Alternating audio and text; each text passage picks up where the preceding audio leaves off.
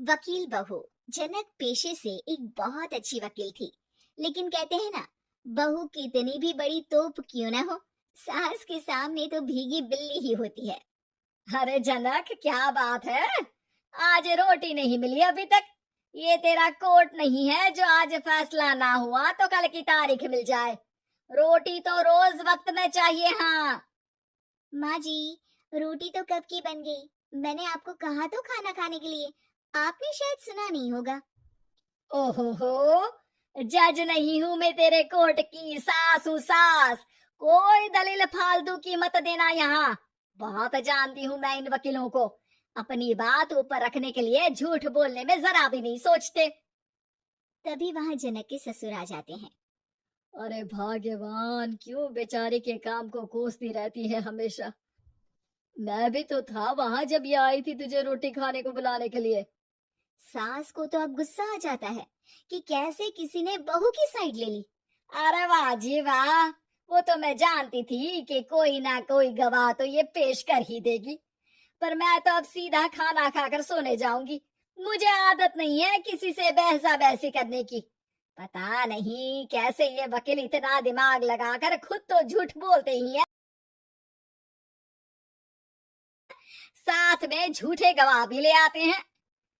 जनक को सास के ताने सुनने की अब आदत सी पड़ जाती।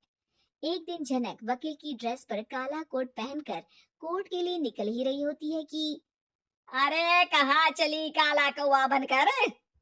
टोक दिया ना। अब कोर्ट तो वकील वाली ड्रेस पहनकर ही जाऊंगी ना। वाह भाई वाह, दामिनी तो मैंने भी देखी है। सन्नी पाजी ने ऐसा ही कोट पहना था और कहा था कि तारीख पर तारीख, तारीख पर तारीख। मतलब कि कोई बात करनी है तो बोलिए, वरना वक्त नहीं है मेरे पास खराब करने के लिए। अरे पता नहीं तुझ में क्या देखा मेरे बेटे ने, सारा दिन वकीलों वाली बहस करती है, भोली भाली सास के साथ। अच्छा सुन, जो इतनी बहस मेरे आगे करती है ना, जरा अपने बॉस से कर ले, जो 1 साल भी ना हुए तेरी शादी को और काले कपड़े पहना दिए। अंदर जा और लाल कोट पहन कर आ, पता तो चले कि नई नवेली शादी हुई है। अरे माँ जी, कोर्ट में मेरा बॉस क्या करेगा? ये तो पूरे देश की ड्रेस है वकीलों के लिए। लेकिन सास तो ठहरी सास। अच्छा, तो कोई जरूरत नहीं है 2-4 साल कोर्ट जाने की। शादी थोड़ी पुरानी हो जाए तब इजाजत दे दूंगी मैं तुझे काले कपड़े पहनने की। अब क्या था, मन मारकर जनक को लाल रंग का कोट पहनकर कोर्ट जाना पड़ता है। उसके जाने के बाद आहा, बढ़िया, ये पूरे देश की ड्रेस की बात करने वाली। अरे पहना दिया ना लाल कोट। अब सास आए दिन या तो जनक को उसके काम का ताना देती, या फिर उसका काम छुड़वा देने की धमकी। तंग आकर एक दिन जनक पति से कहती है, मैं सोच रही हूँ कि कोर्ट जाना बंद ही कर दूं। अरे क्यों यार, इतना अच्छा करियर है, क्यों छोड़ने की सोच रही हो? अरे लाल रंग का कोट पहनकर जाना पड़ता है। हर बात पर सास ताना देती है कि वकील तेज होते हैं, सवाल जवाब करते हैं, झूठी दलीलें देते हैं। अरे तो ठीक है ना, वो जो कहती है अपनी समझ से कहती है, लेकिन तुमको तो पता है ना कि सच्चाई क्या है। जनक को पति की बात से हौसला मिलता है कि तभी घर पर कुछ लोग आ जाते हैं। अरे आइए आइए पंच साहब, कैसे आना हुआ? अरे भाई साहब, सुना है कि आपकी बहू वकील है। तभी वहां सास आ जाती है। हाँ है तो, लेकिन क्या हुआ? फिर कहीं बहस कराई क्या? अरे हम तो खुद दुखी है उसके व्यवहार से। अरे भाभी जी, आपको तो पूरा मोहल्ला जानता है कि आप कितना बोलती हैं। फिर हम यहाँ बहू रानी की कोई शिकायत नहीं, बल्कि अपनी परेशानी लेकर आए हैं। ससुर जी खुश हो जाते हैं। हाँ हाँ, मैं भी बहू को बुलाता हूँ। जनक वहां आती है, सबको नमस्ते करके बैठ जाती है। बहू रानी, हमारे गांव में बड़ी मुसीबत आ गई है। अब तो पूरे गांव की जिम्मेदारी मानो तुम्हारे कंधों पर है। अरे ना ना, इससे तो घर की जिम्मेदारी पूरी नहीं होती, ये गांव की जिम्मेदारी क्या लेगी? भाभी जी, आप चुप हो जाओ। यहाँ पढ़े लिखे लोगों की बात हो रही है।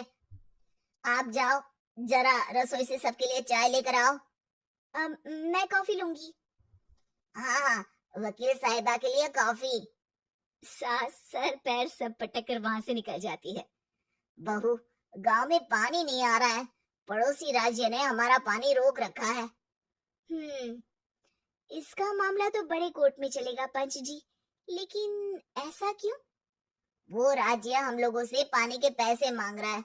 अब आधे गांव में पानी की सप्लाई खत्म हो गई है बोरानी। अच्छा पंच साहब, बात गांव की है तो मैं जरूर केस लड़ूंगी। यहाँ एक बार फिर सास Game over. Game over. की एंट्री हो जाती है।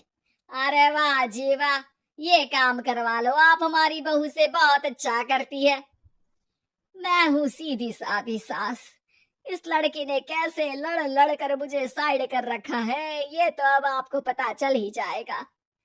अरे भाभी जी, आपकी आवाज तो पूरे गांव को सुनाई पड़ती है जब आप बहू रानी को सुंदर वचन सुना रही होती हैं। अरे वकील बहू मिली है, फक्र करो फक्र। हाँ जी हाँ, सारी फकर तो हम लोग ही करें। खैर, अब जो केस लड़ेगी और पानी गांव में आ जाता है तो पंच साहब लिख कर देना होगा कि हैंड पाइप में सबसे पहले मेरी बाल्टी और घड़ा भरेगा। अरे फिर तो हम बहू रानी के नाम पर घर पर ही सप्लाई दे देंगे, लेकिन ये इतना आसान नहीं है। बहू, गांव के पास अभी वकील करने की भी पैसे नहीं है तो। अरे पंच साहब, ये मेरे गांव का मामला है, मैं आपसे एक भी पैसा नहीं लूंगी। सास को बहू की बात पर गुस्सा आ जाता है, लेकिन सबके जाने के बाद झनक मन लगाकर गांव की परेशानियों को दूर करने में लग जाती है। और वो दिन भी आता है कि झनक केस जीत जाती है। अरे आज तो प्लम्बर आकर घर तक पाइप लगा गया है। खुश हो जाओ, मेरे कारण तुम लोगों को घर के अंदर ही पानी मिल जाएगा।